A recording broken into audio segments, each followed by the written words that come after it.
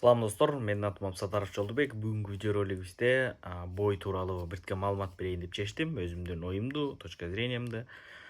Биз өткөндө сүйлөштүк элек, баарыңыздар билесиздер, Стоп беспредел YouTube каналына. Ал жерден сөздөн сөз чыгып жүрүп отуруп, сөздүн эң акырында Исрайдин разноразга чыгасыңбы деди эле.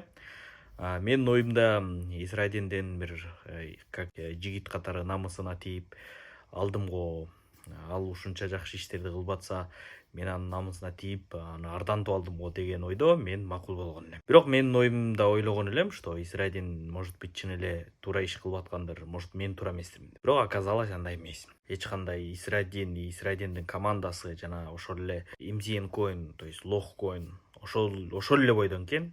Еще хуже экен алардын баардыгын кандай хуже, эмне болуп атканын, эмне болгон иштери бар экен, аны бөлөк видеодо айтып берейин.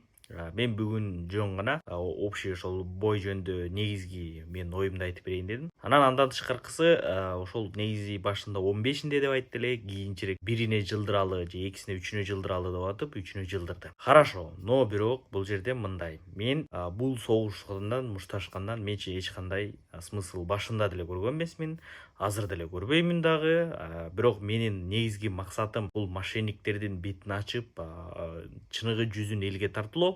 Бирок дагы бир нерсе, мен мошенниктерге эмне обещать этем, аларга эмне деп сөз берем, айырмасы жок. Главный бул жерде мен сиздерге айткан обещанияма турсам болду. Главный мен сиздердин алдыңыздарда таза жана чынчыл болсом болду.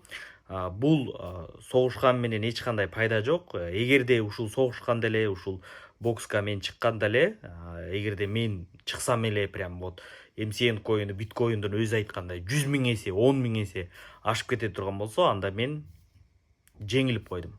Мен жеңилип бердим. Мен утулдум. Саламаттаңыздар.